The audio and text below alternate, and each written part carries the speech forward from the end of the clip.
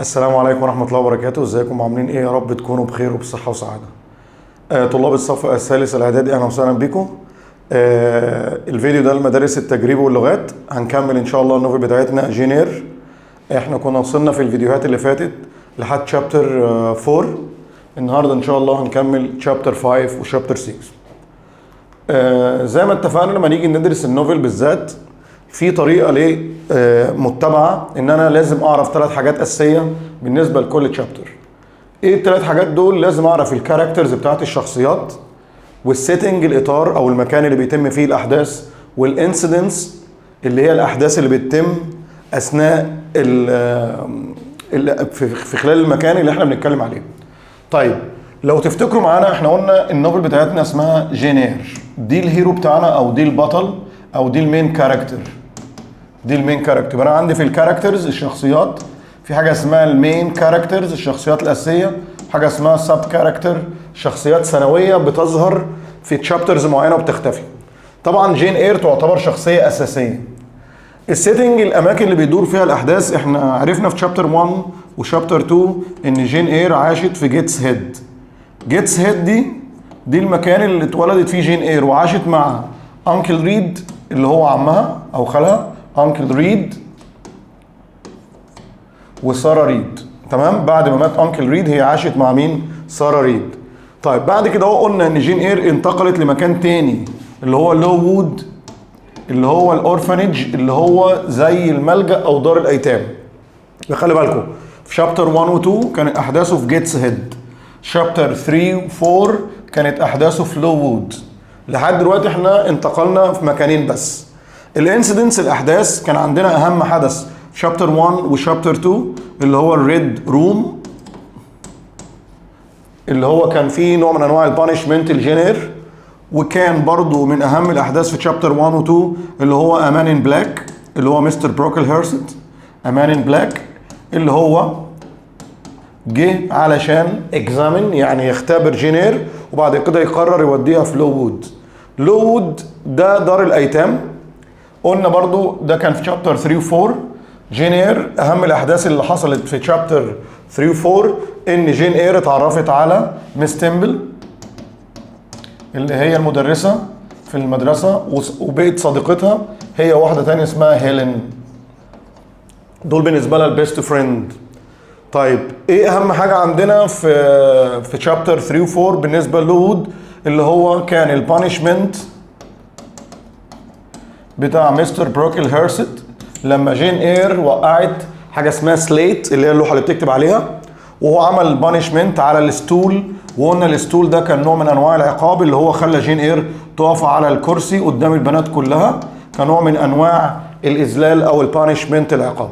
ده كان كده ملخص الفور شابترز اللي فاتوا. النهارده بقى هنبدا في شابتر 5. نشوف الشابتر بعنوان Don't grieve. Don't grieve, don't be sad. لا تحزني. كلمة grieve يعني يحزن. ده العنوان بتاع شابتر 5. طيب ايه الاطار بتاعنا في شابتر 5؟ هنقرا التكست مع بعض وبعد كده ناخد الاسئله اللي بتجيلي في الامتحان، سواء الاسئله بتاعتي open ended او سؤال quotation. طيب ايه بالنسبه لي ده العنوان بتاع شابتر 5 Don't grieve. تعال نشوف شابتر 5 بيتكلم عن ايه. اول تكست او اول باسج عندي sickness and death. sickness اللي هو المرض، وdeath اللي هو الموت. هنعرف بقى ان في التوقيت ده اللي هو في شابتر 5 ان جين اير ما زالت في لو وود كطالبه، وهنعرف ان في مرض انتشر في التوقيت ده، وفي بنات كتير جدا اصيبت بالمرض ده، وفي منهم اللي مات وفي منهم اللي كمل في المدرسه. ومن ضمن اللي هيموت طبعا هتبقى هيلين اللي هي صديقه جين اير. تعال نشوف كده الاحداث بتقول ايه. Spring approached and Lowood seemed a better and brighter place.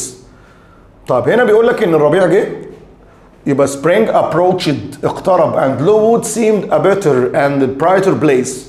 اصبح لوود ده مكان افضل وبرايتر واضح. The girls took half the day off. في التوقيت ده اللي هو spring approach البنات بياخدوا half the day off بياخدوا اجازه every Thursday، تقريبا نص اليوم بتاع يوم الخميس. On these afternoons يعني بعد اليوم الخميس بعد الظهر بياخدوه day off. هيلين اند جين، طبعا قلنا هيلين البيست فريند لجين. took walks، بدأوا يتمشوا مع بعض and watched the flowers opening، وبدأوا يتفرجوا على تفتح الزهور. اوكي، لحد دلوقتي احداث جميله ولطيفه. ايه اللي حصل؟ لوود لاي ان، كلمه لاي ان equal located يعني تقع جغرافيا in a wooded valley. كلمه wooded valley يعني وادي مليء بالاشجار، وادي يعني مليء بالشجر. that was a cradle، كلمه cradle يعني مهد او يعتبر مكان خصب للامراض. wooded valley that was a cradle of dumb fog، fog اللي هو الضباب. اوكي، وكلمه dumb يعني رطب، الضباب الرطب.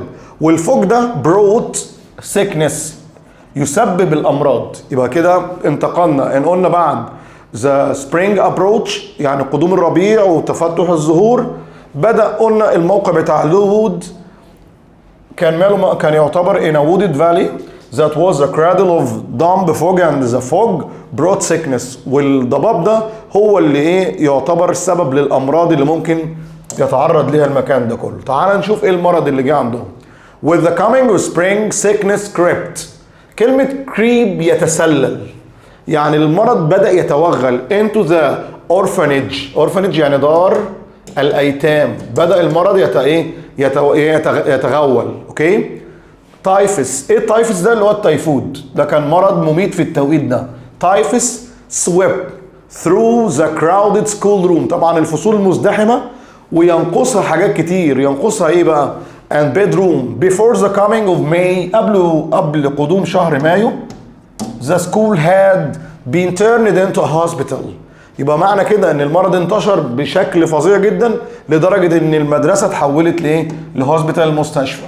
اوكي، يبقى with the coming of spring sickness crept into the orphanage. typhus swept through the crowded school room and bedroom before the coming of May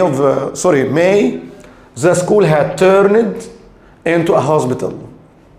بعد كده قلنا المدرسة اتحولت تقريبا لمستشفى. طب المدرسة دي كلها بنات ايتام في الاورفنج. طب هم تقريبا 80 بنت، 80 جيرلز، 80 بنت. كم واحدة اصيبت بالمرض ده اللي هو التايفس، التيفود؟ لاك، كلمة لاك يعني نقص. خلي بالك دي اسباب المرض بقى. هو المرض جه ومرض منتشر، بس ايه اسباب انتشاره بكميات كبيرة؟ قال لك لاك اوف فود يعني نقص الطعام، لان احنا عارفين ان السياسة بتاع مستر بروكل هيرست اللي هو بيدي البنات enough food just to be alive، يديهم اكل بس يخليهم على قيد الحياة. فلاك اوف فود ادي كده اول حاجة، نقص الطعام. and neglected clothes، وطبعا كان بيبقى عندهم برد وظروف صعبة، ما كانش بيجيب لهم ملابس. left most of the pupils very weak، فمعنى كده البنات صحتهم ضعيفة. 45 out of 80 يعني 45 بنت من 80 بنت fell ill أصيبوا بالمرض. اوكي، تقريبا نص العدد. at one time classes were broken up، كلمة broken up يعني تعطلت الدراسة. اوكي، and the other girls were given more free time. يبقى احنا كده قلنا الكاباسيتي بتاعت المدرسة 80 بنت، في 45 بنت أصيبوا بالإيه؟ بالمرض ده. طب الدراسة مالها؟ broken up، توقفت. طب توقفت، بقية ال 80 اللي هم 35 بنت بدأ مفيش دراسة، بيعملوا بقى and the other girls were given more free time، بدأ يكون عندهم وقت فراغ كتير. تعال نشوف وقت الفراغ ده ممكن يعملوا فيه البنات. those girls البنات التي لم تصاب who were lucky to have families willing to take them were sent home. في بنات رجعت المنازل بتاعتها تاني but some of them، وفي بنات من التي أصيبت يعني died there، ماتت في بيوتها لما رجعت and never came back. يبقى ال 45 دول في منهم قعد في المدرسة وفي منهم رجع المنزل بتاعه ولما مات خلاص ما رجعش تاني. some other girls died at the school، وفي بنات ماتت في المدرسة and were buried. كلمة buried دي الباست من bury يعني يدفن، اتدفنوا. were buried دي passive، were buried البنات اتدفنت quietly and quickly. the girls who didn't fall ill، طب بالنسبة للبنات التي لم تصاب بالمرض بدأوا يبقى عندهم free time كتير. they enjoyed بدأوا يستمتعوا the beauty of spring and were allowed to ramble وبدأ يتسمح لهم اللي هم يتمشوا. ramble يعني يتمشى أو يتجول. okay in the woods from morning till night. يبقى البنات اللي هم لم يصابوا بالمرض ومن ضمنهم مين؟ جين اير. بدأ يكون عندهم much free time وفي الفري تايم دول they enjoyed the beauty of spring بيستمتعوا بجمال الربيع and were allowed to ramble in the woods from morning till night. اوكي نيجي بعد كده نشوف ايه اللي حصل. هيلين بيرنس. هيلين دي البيست فريند لجين اير. هيلين بيرنس فيلل. طبعا كلمة فيل البسط من فول. فول ايه يعني يصاب بالمرض. فول فيل تصريف تالت فولن. لازم حضرتك طالب في تالتة اعدادي على الاقل تبقى عارف التصريفات بتاعت الافعال. فول فيل فولن. طيب هيلين بيرنس فيلل. Helen Burns fell ill and was shut away in some room upstairs. هيلين أصيبت بالمرض وبرضه وفروا لها مكان في المدرسة اللي هي تبقى مقيمة فيه. Her complaint was consumption. يعني لما أول حاجة كانت الشكوى بتاعتها إن هي عندها زي ضعف. consumption يعني زي ضعف. not typhus يعني لما كشفوا عليها قال لك لا ده ما عندهاش إصابة بالمرض ده عندها consumption يعني زي ضعف عام. جين thought it was something mild. جين قالت خلاص ده حاجة ايه؟ mild يعني شيء طفيف او خفيف يعني شيء مش مميت. and that Helen would be better soon. وهيلين هتتحسن قريب جدا. يبقى كده في البداية اعتقدوا ان هيلين عندها حاجة خفيفة كده وهتتحسن مع الوقت. one evening Jane and girl called Mary Ann Wilson. احنا قلنا البنات التي لم تصاب بالمرض كان عندهم ماتش فري تايم وبيخرجوا يتفسحوا والكلام ده كله. ففي ليله بقى جين اير معاها واحده من البنات التي لم تصاب اسمها ماري. اوكي هما الاثنين راجعين stayed out very late because they had lost their way. يعني هما راجعين تاهوا في الطريق فاتاخروا. لما رجعوا بقى لوود when they finally came back to Lowood it was after moonrise. بعد يعني لما القمر طلع. they saw the doctor's horse. اول ما راحوا للأورفنج اللي هو لوود لقوا الحصان بتاع الطبيب at the garden door when they came back. قالوا الجملة الكوتيشن الجميل ده someone must be very ill. they have sent for Dr. Bates at this time of the evening. يبقى الكوتيشن ده اتقال من مين بقى؟ من آن. مين آن دي؟ صديقة جين اير. يبقى الكوتيشن ده اللي قاله آن قالته لمين؟ لجين اير. ولما كانوا راجعين من اليوم اللي هم كانوا بيستمتعوا بيه رجعوا لقوا ان دكتور بيتس واحد اسمه دكتور بيتس الحصان بتاعه موجود قدام الاورفنج. فاكيد خمنوا قال لك يبقى اكيد في حد مريض. someone must be very ill. they have sent for Dr. Bates at this time of the evening said Mary Ann sadly. اوكي يا ترى مين اللي تعبان المره دي؟ Jane stayed out for a few minutes to plant some flowers in the garden. يبقى جين كانت اتأخرت لأنها كانت بتزرع نباتات في الجاردن. When she saw Dr. Bates لما شافت دكتور بيت come out with a nurse Jane ran up to the nurse and asked about Helen Burns. جين حست بحاجة جريت على الدكتور وسألت النيرس على هيلين صديقتها بتطمن على الحالة بتاعتها الكونديشن بتاعتها. The doctor says الدكتور قال لها ايه بقى؟ She will not be here much longer. يعني هي مش هتطول هنا كتير. said the nurse. Jane felt a strong shock. حست بصدمة أو حست برعب. shock of horror. She had a strong desire to see her best friend Helen. وعندها رغبة ملحة. كلمة desire يعني رغبة. يا ريت بقى الناس اللي متابعة معانا ما احنا ما بنحكيش حدوته وبس. احنا عاوزين نستفيد بالفوكاب وبالجرامر ويكون عندي حصيلة كلمات بتساعدني ان انا اقدر اقرا كويس واترجم واكتب برضو كويس. فكلمة strong desire يعني رغبة قوية to see her best friend Helen. she asked خلي بالك ask الماضي منها asked ولما تتنطق بتنطق زي حرف التي. she asked the nurse in what room Helen stayed. she is in Miss Temple's room answered the nurse. okay يبقى هنا ده الكوتيشن. she asked the nurse in what room Helen stayed. قالت لها موجودة في أنهي حجرة. جينير بتسأل النيرس. النيرس رد عليها she is in Miss Temple's room في حجرة ميس تيمبل. ميس تيمبلز روم والابوستروف اس ملكيه ما بين تو ناونز. ميس تيمبلز روم answered the nurse. تعالى جين اير كده عرفت ان صديقتها هيلين مريضه وفي التوقيت ده مقيمه في الحجره بتاعت ميس تيمبل. تعالى بقى ندخل بقى على sad goodbye. جين تخيل بقى جين رايحه لصديقتها البيست فريند اللي هي مصابه بمرض هم متخيلين ان هو مايلد طفيف او حاجه بسيطه، ولكن هي مصابه بالتايفوس وهي مش واخدين بالهم. طيب جين couldn't sleep that night. جين couldn't sleep. جين بعد ما عرفت ان صديقتها مريضه وقاعده في الحجره بتاعت ميس تيمبل مش جاي لها نوم. she put on a frock زي مرياله كده over her night dress and went to Miss Timble's room. She wanted to see Helen and give her one last kiss. عاوزه تودع صديقتها وتديها قبلة قبل ايه ما تموت before she died. The nurse was asleep. Helen was in a crib beside Miss Timble's bed. جين اير دخلت على الحجرة بتاعت ميس تيمبل لقت هيلين نايمة. كلمة crib يعني سرير أطفال. beside Miss Timble's bed. She was covered with white curtains. البنت دي كانوا مغطينها بايه؟ كارتنز. عارفين يعني كارتنز؟ اللي هي الستائر. عشان تعرفوا بس ان المدرسه دي ما فيهاش حاجه خالص، ستائر. هيلين ار يو اويك. خلي بالكم بقى الجمله دي جميله قوي. مين اللي بيقولها؟ هيلين ار يو اويك. جين بتكلم هيلين وهي نايمه بتقول لها هيلين ار يو اويك. يبقى جين قالت الكلام ده لهيلين فين؟ في الحجره بتاعت ميس تيمبلز روم. ليه؟ لما كانت رايحه تديها هير لاست كيس اللي هي القبله الاخيره. whispered يعني يهمس. الناس اللي بتكتب whispered لازم دايما كده حضرتك الانجليش لازم يكون معاك ورقه وقلم وبتدون كل الكلمات اللي تعتبر بالنسبه لك جديده.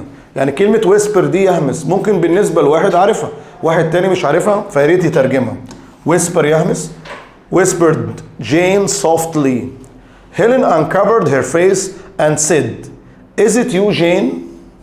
خلي بالكم من الجمله دي. هي الاول هيلين قالت جين قالت لهيلين هيلين are you awake. هل انت صاحيه؟ whispered Jane softly. Helen uncovered her face. هيلين شالت الغطا من على وشها and said is it you Jane. هو انت يا جين؟ is it you Jane. يبقى مين قال الكلام ده؟ هيلين to Jane. هو انت يا جين؟ خلي بالكم الكلام ده يهمني ليه؟ حضرتك احنا بنقرا التكست عشان بعد كده لما يجي لك كوتيشن تبقى انت عارف مين اللي دار الحوار ده، مين اللي قاله للتاني. لما يقول ايه is it you Jane يبقى الكلام ده موجه لجين، يبقى انا كده جالي جزء من الاجابه. طب مين اللي قال الكلام ده لجين؟ هيلين. زي كده هيلين ار يو اويك. هيلين هل انت مستيقظه؟ يبقى الكلام ده موجه لهيلين. مين اللي قاله لها؟ جين. اوكي. يبقى حضرتك لازم لما يجي لك كوتيشن تعرف السبيكر وسبيكر 2 مين اللي بيتكلم وبيتكلم لمين والمكان. كل الاحداث دي موجوده فين؟ في لوود في الاورفانج اللي هو دار الايتام. طيب تعال نشوف بقى ايه اللي حصل بعد كده. جين got on the crib and kissed Helen. جين قربت من هيلين واديتها اللاست كيس. Helen's whole body was cold. جسمها كله بارد. pale and thin. شاحب وثين يعني رفيع. Helen was happy that Jane came to see her. طب هيلين اتبسطت جدا ان صديقتها جايه تودعها. To see her and say goodbye for her. She knew she was dying soon. لان البنت هيلين عارفه النفس اللي هي هتموت. دي هيلين ودي جين اللي هي متاثره وبتودع صديقتها مين؟ هيلين.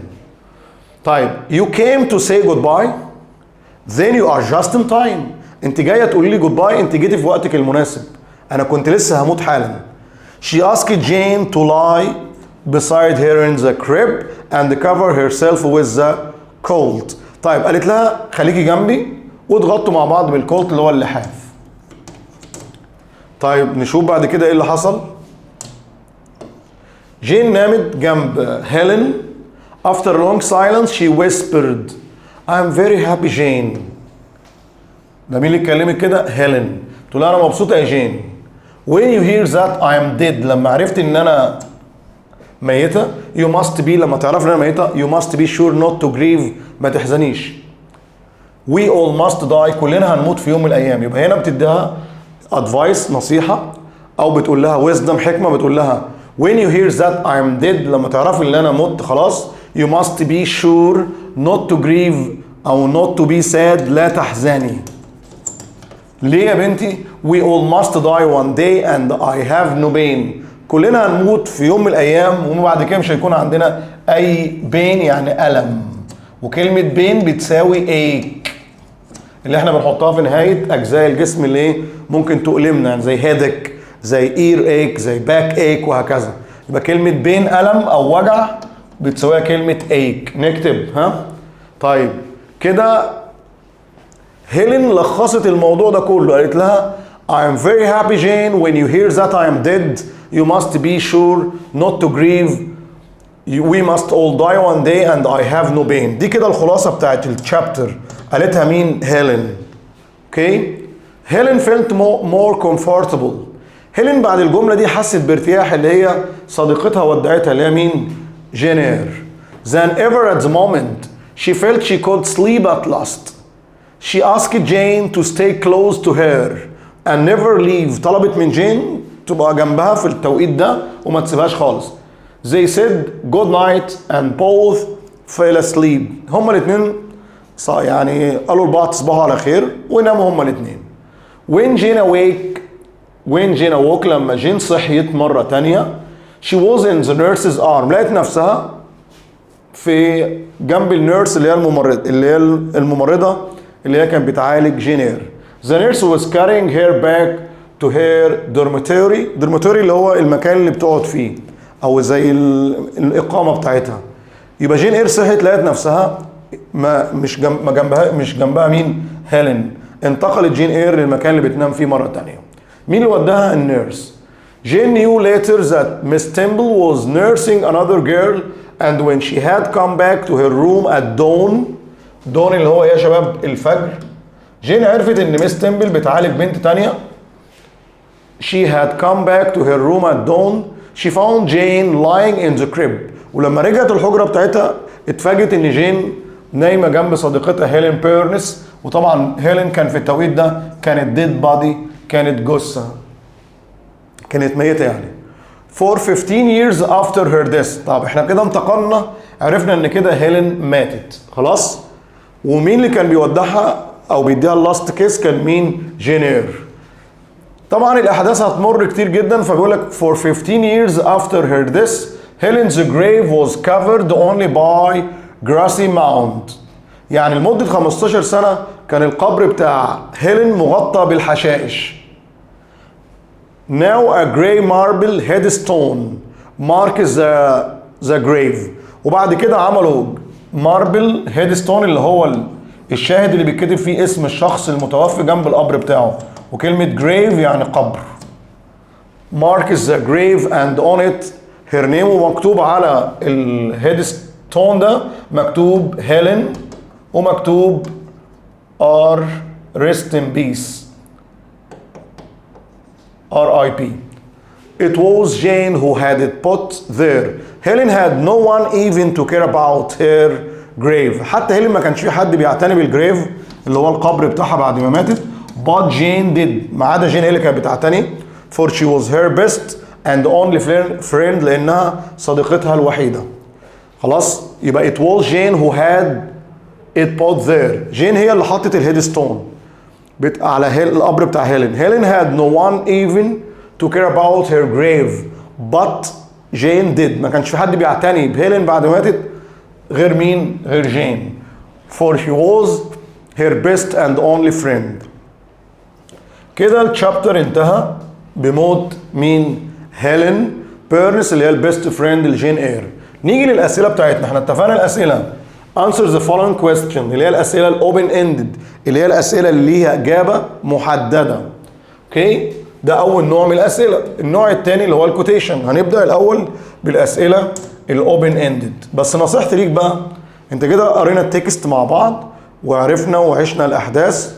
طيب الأسئلة ما بتجيلكش بالشكل المباشر اللي أنت متخيله. يعني مش لازم حضرتك تحفظ السؤال، أنت لازم تفهم السؤال ده بيتفهم وتقراه كويس جدا لأن السؤال ده متغير، لكن الإجابة دي ثابتة مش هتتغير. يعني كلنا عارفين إن هيلين ماتت، الإجابة دي مش هتتغير خلاص، لكن صيغة السؤال هي اللي ممكن تكون متغيرة. يعني مثلا why did Lowood turn into a hospital؟ لماذا لود تحولت الى مستشفى؟ تمام؟ because sickness لان المرض spread انتشر among the girls and many of them fell ill. طيب ليه مدرسة لوود اتحولت لمستشفى؟ لان المرض انتشر ما بين البنات.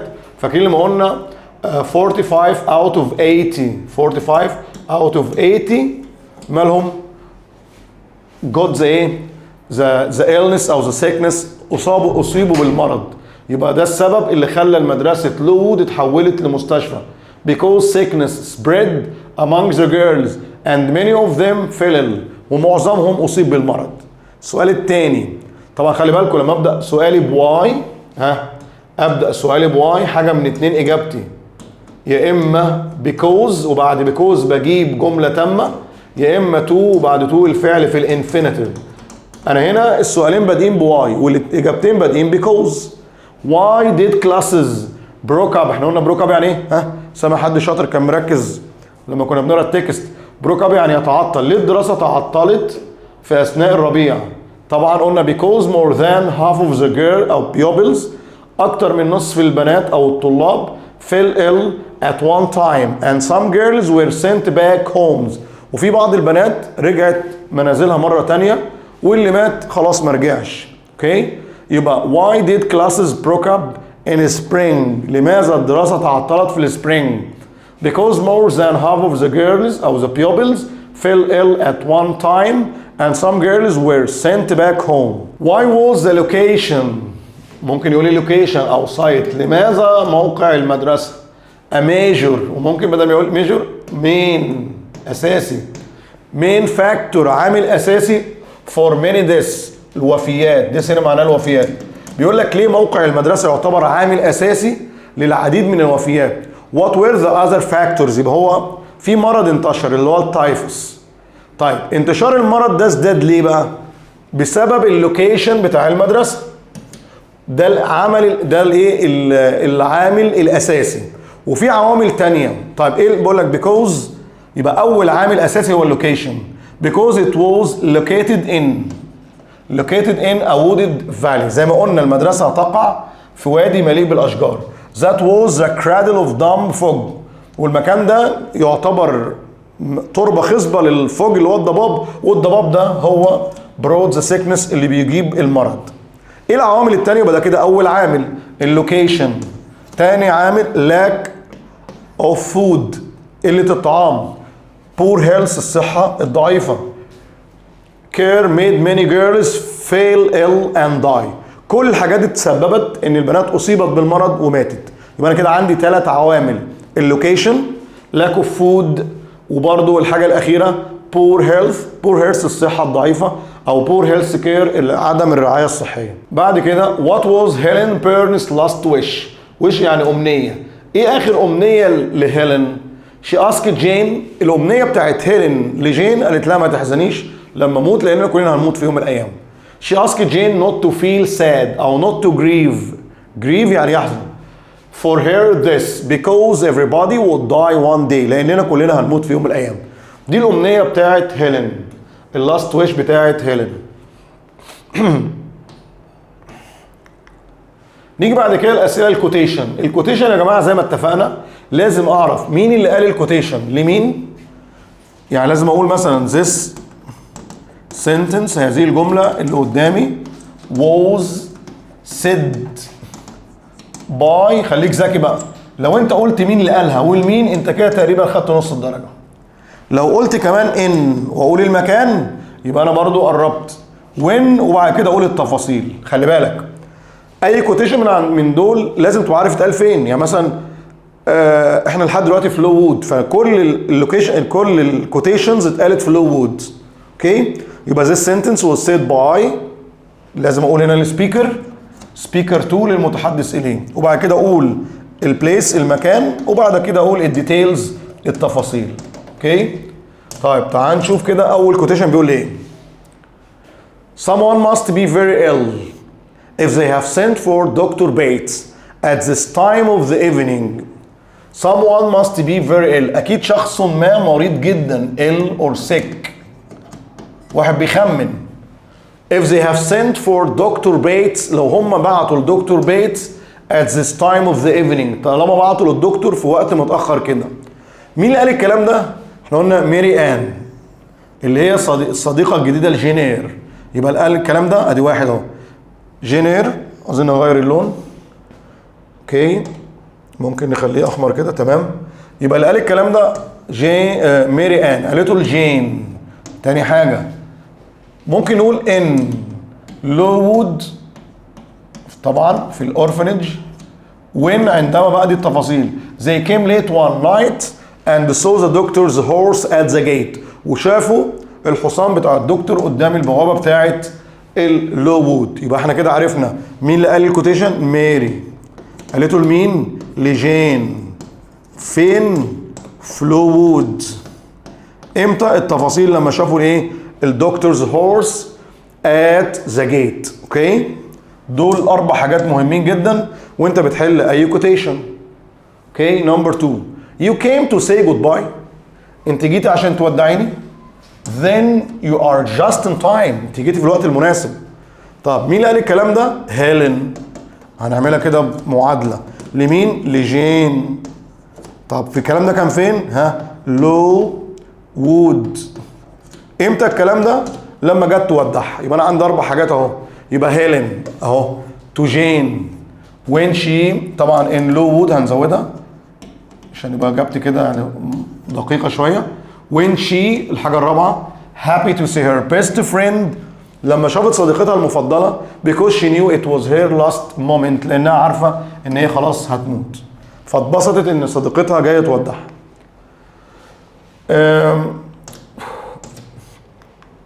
كده احنا خلصنا تشابتر 5. اوكي وطبعا كان اهم حاجه في شابتر 5 اللي هو هيلينز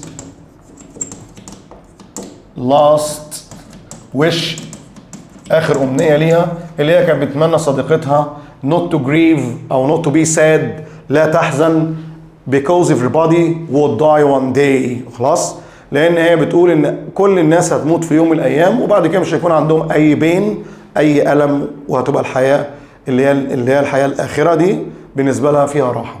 طيب احنا كده انتهينا من شابتر 5. اخذنا التكست، اخذنا الاسئله بتاعتنا الاوبن اندد، واخذنا الكوتيشن. المطلوب من حضرتك ان بعد ما تسمع التكست تكتب الكلمات الجديده وتحاول تراجعها بالورقه والقلم، وبعد كده اهو تشوف انت هتقدر تجاوب على الاسئله بنفسك ولا لا. مش لازم تاخد الاجابات بالحفظ، لا شغل دماغك، اكتب باسلوبك. اوكي طيب في النهايه اتمنى لكم الاستفاده الكامله، وان شاء الله في الفيديو اللي جاي هناخد شابتر 6. والسلام عليكم ورحمه الله وبركاته.